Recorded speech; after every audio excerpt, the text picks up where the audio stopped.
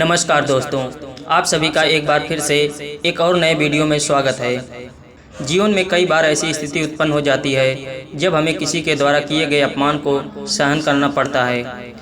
कई बार अपनी की गई गलतियों के कारण तो कई बार बिना बात के अपमानित होना पड़ता है। हालांकि अपनी गलतियों के लिए हुए अपमान को इंसान सह लेता है, लेकिन कई बार बिना किसी गलती के सबके सामने अपमानित होना पड़े तो सहन करना मुश्किल हो जाता है।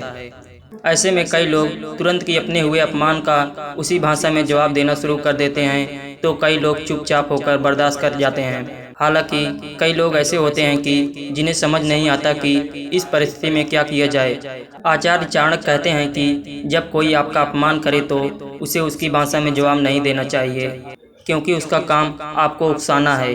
इसलिए ये अच्छा है कि आप ऐसी परिस्थिति में चुप रहें और उसकी तरफ देखकर थोड़ा सा मुस्कुरा दें और उससे कुछ मत कहें, क्योंकि अगर कुछ कहेंगे तो उसे और भी ज़्यादा गुस्सा आएगा और वो खुद को ही अपमानित महसूस करने लगेगा। बहुत से ऐसे लोग होते हैं जिन्हें दूसरों को नीचा दिखाना अच्छा लगता है। आचार्य चाणक्य के मुताबिक ऐसे लोग जीवन में असफल होते हैं। वे कहते हैं कि एक समझदार इंसान कभी भी किसी का अपमान नहीं करेगा। वहीं बहुत से ऐसे भी होते हैं कि जिनके लिए सब कुछ सहन कर जाना ही सबसे बेहतर तरीका होता है। हालांकि चाणक्य कहते हैं कि अगर कोई शख्स अपमान करे तो उसे एक बार सहना समझदारी है, दूसरी बार हुए अपमान को सहन करना उस शख्स के महान होने का परिचय देता है। लेकिन चाणक्य कहते हैं कि तीसरी बार अपमान को सहना उस शख्स की सबसे बड़ी बेवकूफ़ी होती है। इसलिए हमेशा अपमान सहना सही नहीं है।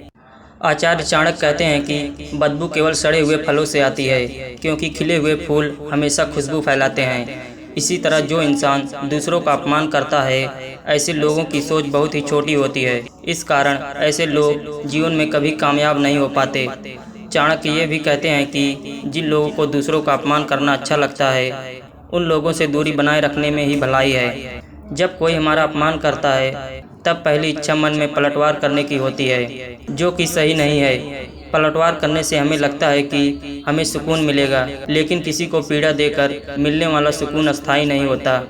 ठीक उसी तरह जैसे कि माचिस की तीली को जलाने के लिए खुद भी जलना पड़ता है। मेरे विचार से जब कोई हमारा अपमान करता है तब उस समय हम अपनी सफाई में कुछ कहें, यदि नहीं कह सकते तो चुप रहकर वक्त की प्रतीक्षा करें और अपने कामों के द्वारा खुद को सही साबित करें।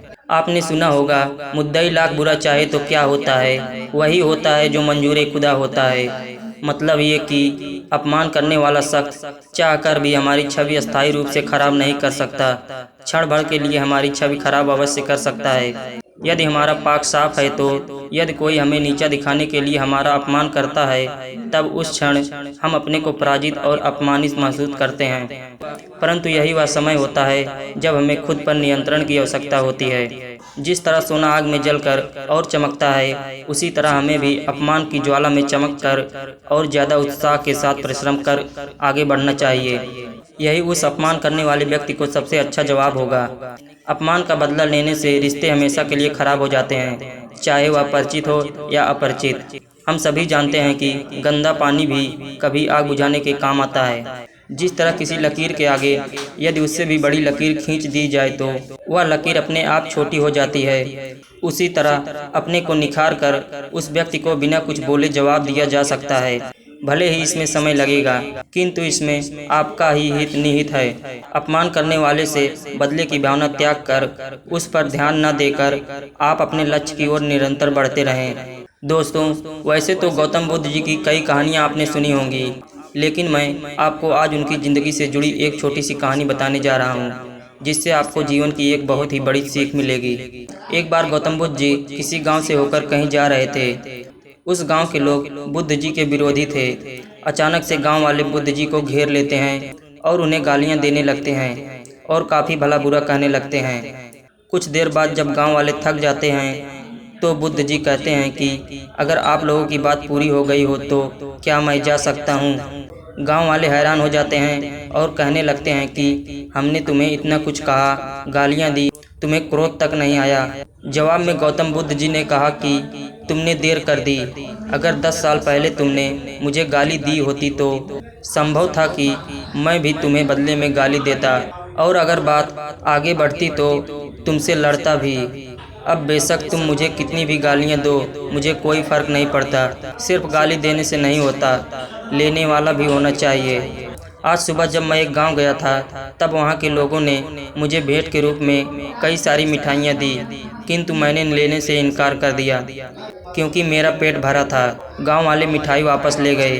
अब बुद्ध जी ने थोड़ा रुक कर कहा कि जो लोग मिठाई वापस लेकर गए, उन्होंने मिठाई का क्या किया होगा। उनमें से एक व्यक्ति बोला कि उन्होंने वो मिठाई अपने परिवार, बच्चों और अपने चाहने वालों को दे दी होगी।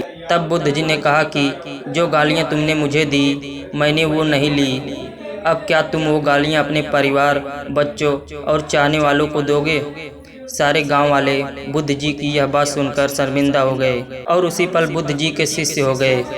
यह था बुद्ध जी का चरित्र, जो दुश्मनों को भी दोस्त बना लेते थे।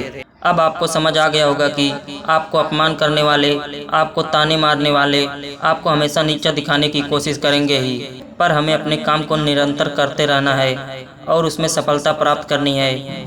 आपकी सफलता ही उनके लिए आपकी तरफ से सबसे अच्छा जवाब है।